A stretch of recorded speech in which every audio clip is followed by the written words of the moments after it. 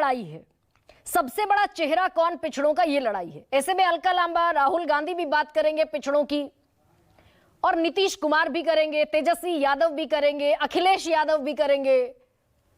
तो ये पिछड़ों के नाम पर जो लामबंदी हो रही है, इसमें वोट बैंक कहीं दिखता है क्या? कांग्रेस पार्टी तो पहली बार बात कर रही है पिछड़ों की, इसके पहले कांग्रेस ने कभी ओबीसी की बात नहीं की।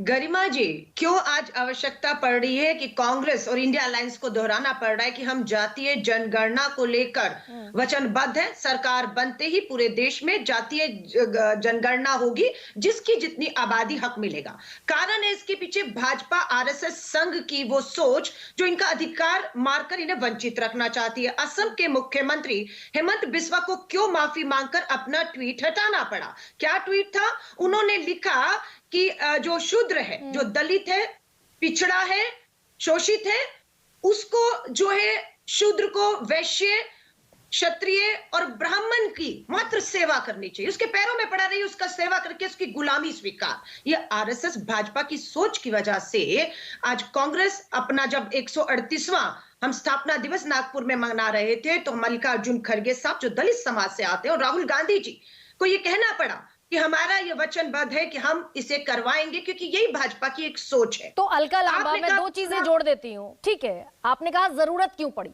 हिमंता बिस्वा ने हालांकि उस ट्वीट पर माफी मांगी है, लेकिन अगर सामाजिक न्याय आज के समय की इतनी बड़ी जरूरत है, तो तेलंगाना में मौका था आपके पास बीजेपी को जवाब देने का। आप बनाते किसी ऐसे विधायक को मुख्यमंत्री जो ओबीसी कैटेगरी से आता। गरिमा जी, आप पूरी एक व्यापक सोच जो भारत का 2024 का देश का चुनाव, एक बड़ी सोच को आप एक राज्य, एक पार्टी और उसके मुख्यमंत्री मंत्रियों तक सीमित करके खत्म करना चाहती हैं। नहीं, मैं जब भी मौका मिला राहुल गांधी कहते हैं ना कि भाई हमारे 4 में से 3 मुख्यमंत्री ओबीसी हैं। टिकट बंटवारे में भी बीजेपी आपसे बाजी मारती हुई दिखती है। 35% ओबीसी को टिकट बीजेपी ने दिए, आप मात्र 20% पर रह गए। गरिमा जी, आपके दर्शक आज भी पूछ रहे हैं कि अगर अलका जी, गरिमा जी भ्रष्टाचार पर अगर डिबेट कराती तो क्या बोलती है? मुझे बोलने दीजिएगा। मैं पूछती कि भाजपा के अभी के विधायक बासन गौड़ा पाटिल आरोप लगा रहे हैं भाजपा के पार्टी से निकाला तो 40,000 करोड़ का, जो येदियुरप्पा ने, जिसके बेटे अभी विधायक बनाए गए, उन्हें मुख्यमंत्री से हटाया गया, वो भ्रष्टाचार पर बोलिए। आज अगर आप मुझे कहेंगी तो क्रूड ऑयल की कीमतें 29% गिरने के बाद 2,12,000 करोड़ तेल कंपनियों ने कमाया, लेकिन आम जनता को 1 रुपए भी कम करके पेट्रोल डीजल में क्यों नहीं राहत मिली? नेशनल क्राइम रिकॉर्ड ब्यूरो के आंकड़े कहते हैं कि गुजरात में 40,000 महिलाएं 5 साल में गायब है। इस पे चर्चा क्यों नहीं करते? नफरत की बात कहेंगे तो मध्य प्रदेश में जो नफरत की आग इन्होंने लगाई, उसमें ये जल रहे हैं। आरएसएस का मध्य प्रदेश का संचालक कह रहे हैं कि वो 25 तारीख को क्रिसमस के लिए किसी क्रिश्चियन स्कूल में गया, उसकी गर्दन काटने की से धमकियां आ रही हैं। एक धर्म विशेष के खिलाफ इतनी आग फैलाई। अलका लांबा, मैंने बोलने का मौका दिया अब आपको, अब विषय पर लौटें। मेरा सब्जेक्ट ये है कि भाई आप ओबीसी जनगणना की बात कर रहे हैं ना, कास्ट सेंसस में ओबीसी को शामिल करना है। एक सेकंड, लेकिन तेलंगाना में जहां सरकार बनी आपकी, वहां आप बीजेपी से पिछड़ते हुए दिखे। 35% वो ओबीसी को टिकट दे पाने की स्थिति में थे, आपने मात्र 20% को टिकट दिया। आपके सवालों से साफ लगता है कि आपको ये लग रहा है कि ये देश का चुनाव मात्र एक मुद्दे पर होता है। मैंने आपको जो मुद्दे बताए वो मुद्दे है नहीं।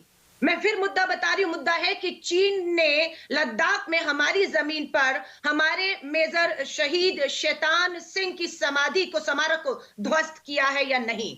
हाँ किया है। क्या कर रही है भारत सरकार, हम पूछना चाहते हैं। आप भ्रष्टाचार पर, सेना के जवानों पर, महिलाओं पर, बेरोजगारी पर, कृषि मजदूर की आय 5 साल में मात्र 12 रुपए बढ़ी है। नहीं तो कल राहुल गांधी ने नागपुर से तो जातिगत जनगणना की बात की ना अलका लांबा, और मैं बड़ी जिम्मेदारी से सवाल पूछ रही हूँ। एक सेकंड रुकिए बस, मैं जिम्मेदारी से सवाल पूछ रही हूँ। आपने कहा, राहुल गांधी ने कहा कि हम सरकार में आएंगे तो जातिगत जनगणना कराएंगे। कर्नाटक में रिलीज कर दीजिए डेटा। पूरा भाषण में जातीय जनगणना भी एक मुद्दा था, राहुल जी की या खड़गे जी की, कांग्रेस के राष्ट्रीय अध्यक्ष से।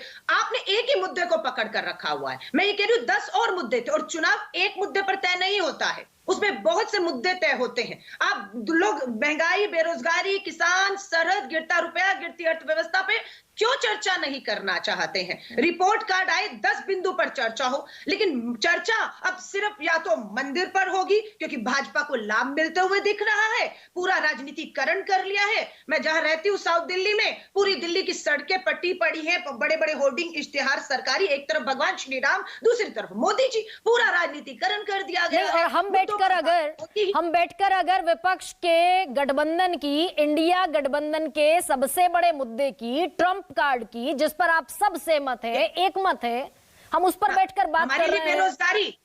हमारे लिए बेरोजगारी और महंगाई, मैं बेरोजगारी पर भी आपसे बात करती हूँ अलका लांबा, मैं महंगाई पर भी आपसे बात करती हूँ, मैं किसानों पर भी बात करती हूँ। आज जब मैं जातिगत जनगणना पर सवाल पूछ रही हूँ आपसे, मेरी आपसे शिकायत नहीं है। राहुल गांधी जी के भाषण में 10 बिंदु थे, आपने एक बिंदु को चुना, मैंने उसका शुरू में जवाब दिया। ठीक है। हमारी 14 जनवरी को भारत न्याय यात्रा, ये न्याय यात्रा क्यों करनी पड़ रही है? और वो भी जो है हमारा नॉर्थ ईस्ट, मणिपुर से शुरू क्यों करनी पड़ रही है? ये न्याय क्यों नहीं मणिपुर को मिलता? 8 महीने से जल रहा है मणिपुर। 30 उग्रवादी संगठनों ने लूटे हथियारों से दोबारा हिंसा शुरू कर दिया आज की तारीख में। राहुल गांधी जी दूसरी बार आ रहे हैं मणिपुर पर भी मैंने सबसे ज्यादा डिबेट की, लेकिन क्या आप इस बात पर जवाब दे पाएंगी कि नेशन वाइड, राष्ट्र में आप जातिगत जनगणना कराएंगे, आएंगे तो पहला हस्ताक्षर होगा, कर्नाटक में आप क्यों रिलीज नहीं करते डेटा?